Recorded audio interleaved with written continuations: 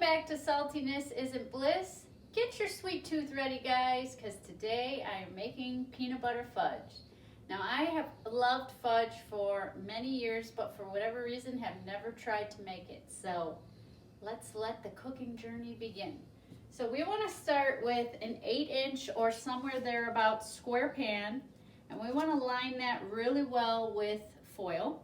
And then we want to take some softened butter. In this case, I've just got some unsalted butter here that I've softened up in the microwave. About 2 teaspoons worth, so that's just a little bit less than 1 tablespoon, which the measurements tend to be on the wrapper of the butter itself. So we want to soften that up, bring it over to our pan, and we just want to spread that around on the foil as best we can and as evenly as we can. I'm just going to go up on the sides a little bit here. Okay, so there is our greased square pan. Next step is on the stovetop here in a larger size pot, we want to turn our burner on to medium. And we're going to add 2 ingredients in that burner, in that pot. And when we add them in there, we want to continually stir them, bring it to a boil, and then boil it for 3 minutes while we continue to stir. So first ingredient is going to be 1/2 cup of whole milk. And second ingredient will be anywhere between 1 3/4 cup and 2 cups of sugar.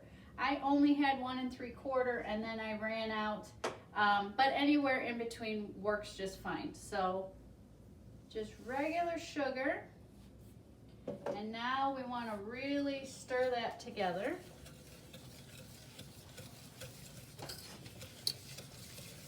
Once it starts to boil, we will turn our timer on and we're going to go for 3 minutes. All right, guys, so we finally got a nice gentle boil going there. You can see the little bubbles right there. So I'm going to give that a nice stir. I did end up having to turn my heat up a bit, so you want to kind of play with it.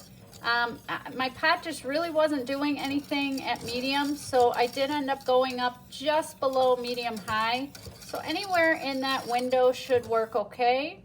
And I'm just going to continue to stir. While I do that, I'm also going to set my timer here for 3 minutes.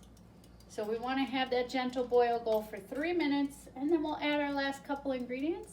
That'll be it. I'll be right back. All right, so we've got a great generous boil going there. I've got the burner down to medium.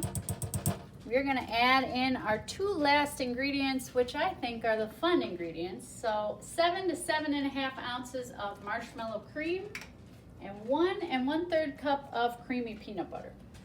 So let's add that in. Whether that's going to come off the spoon on its own, it is not. So let's use the whisk. Get that off of there. We want to put that whole jar in there, guys. Easier said than done, right? All right, so the marshmallow cream is in. It is fun to look at and fun to smell and taste, not work with. So see how messy and gooey that is? But that's all part of the experience, right? So got that whole jar in and then just whisked away to kind of blend it in there. Burner is still on medium. And now once I get my hands clean, we're gonna add our peanut butter in. Okay, so all of the marshmallow cream is blended in. I see the brown on there now, which is telling me that's starting to burn. So I'm actually gonna just turn the burner off because I certainly don't want to lose this batch because it all burns. And while I add my peanut butter, I'm just gonna pull it off the heat just so it doesn't continue to burn.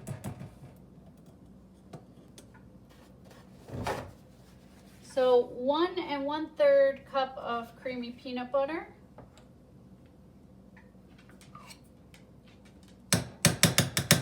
And this will be every bit as gooey to work with as the marshmallow cream was.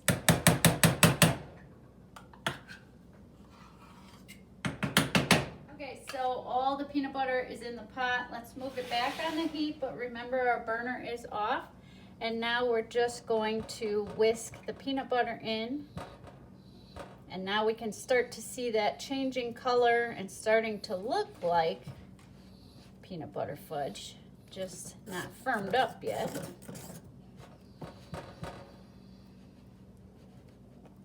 There we go. Now we're getting somewhere.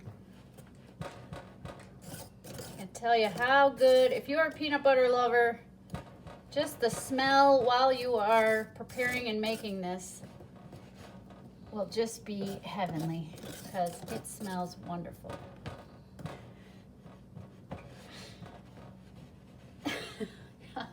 My arm is great. I am just enjoying the smell, and pretty soon we'll definitely be enjoying the taste of our peanut butter fudge. So all mixed in. Next step is we want to pour it into our greased pan. All right, so it is all poured in our greased pan. Now we want to take the back of the spoon or a spatula and just smooth that out so it's as even as possible. We are going to let it cool slightly, just like this, for 3 to 5 minutes, and then we want to refrigerate it until it is firm. Now, because I haven't made this before, I'm not exactly sure how long that will take. I'm hoping about a half hour.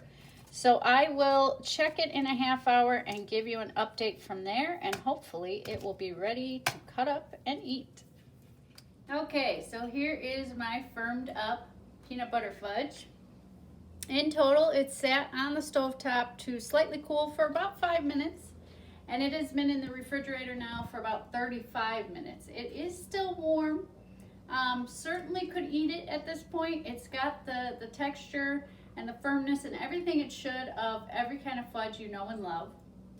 But I would maybe let it set in the fridge just a little bit longer. So we said originally 30 minutes, we're at 35, maybe about 45 minutes. But all up to you, you know, how long you let it go and how badly you want to eat it and taste it.